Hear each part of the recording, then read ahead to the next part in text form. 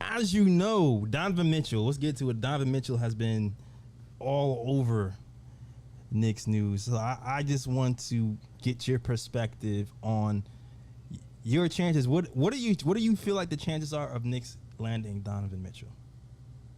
I'm not one of those people on the internet that says the deal is 95% done. Y'all gotta stop saying that. Because it's like it sounds like a co-defendant to me. Like, stop saying that. This is what I will say. The Knicks and the Jazz have had conversation a lot about the idea of Donovan going to the Knicks. Mm-hmm. The issue is, in fact, as many other people have magnified, the amount of draft picks that Danny Ainge wants. Number two, the other issue is just because Donovan wants to go to the Knicks does not mean that the Utah Jazz have to oblige him. Just like in Brooklyn, just because Kevin Durant has requested a trade doesn't mean that he has to the Nets have to trade him to the suitor he's looking for. Right. What I will go further in explaining is, I have spoken to folks, Donovan, of course, from Elmsford, Westchester, by way of Connecticut. He and I have some mutuals, and what I can share is that in conversations, specifically over meals, within the last month, he has discussed a desire to want to play in New York.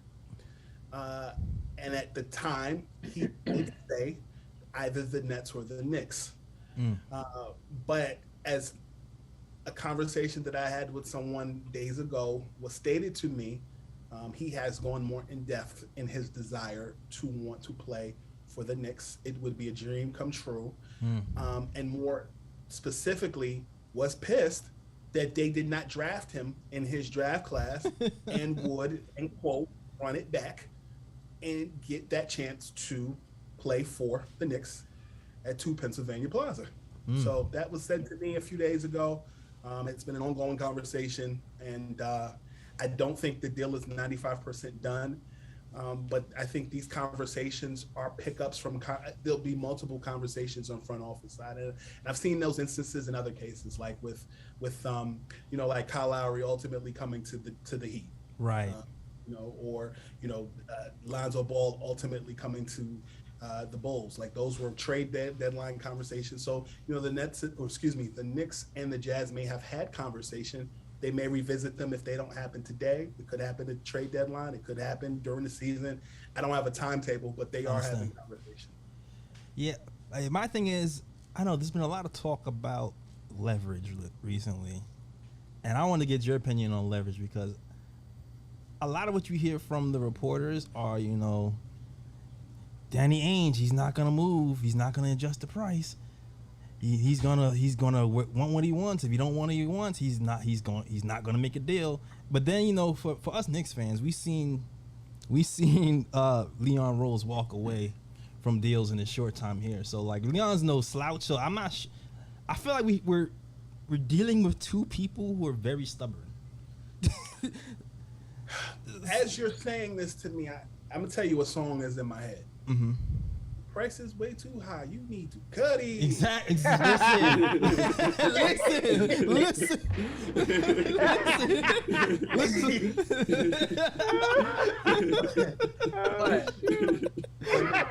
Yesterday's price, no, Timberwolves price. Timberwolves price is not today's price. The Timberwolves got robbed. I'm sorry. I'll tell you that. I'll tell you this. I know that I actually met Leon and Wes on King Day of this year, and was introduced to Wes by I spoke to Wes on my own. I think the Knicks were playing the Hornets on King Day, and Wes and I told him that I knew his history and how much he basically is a self-made man, and I admire his journey. And I think as that day went on, he introduced me to Leon and some of the other brain trusts that were sitting at the Garden, and the sense that I get from just being around those guys. Number one, they're so in step with one another, and just in having conversations with folks within the Knicks organization, there is a desire to create a winning product because it's been lacking for so long. Yeah. In Manhattan. And I ended up running into Wes on the road in DC back in March, and same kind of energy. They want to do better, and they're taking Lego block steps to make that happen. And I think that honestly, what the Knicks are doing at this point really is what should have been done 10 years ago. And I think they were too trigger happy on two occasions. One in 2019, when they thought that it was a preconceived notion that Zion, Kevin Durant, and Kyrie will come into the Knicks. And two, ultimately, when they traded the farm to get Carmelo Anthony. Yeah. And as much as I think Donovan Mitchell coming to Manhattan would be great, I'll be honest with you. I mean, I've said this on record at Bally'n Stadium where I work.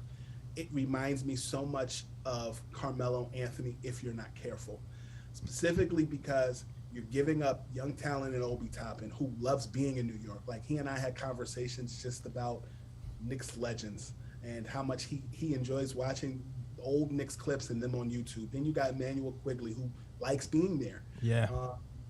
And I think RJ Barrett gets better every year. He doesn't hurt you. So it's like, yeah, it sounds good to bring Donovan Mitchell, but we've been down this road before with Melo. I like Melo. I think the world of Melo. I'm one of the biggest Melo, I won't say supporters or apologists, but I really think he got a raw deal when he was blackballed, and then he had to find his way Absolutely. back. Absolutely. But if the Knicks had waited that summer, they would have gotten him and still had that young core. And if you're not careful, history may repeat itself.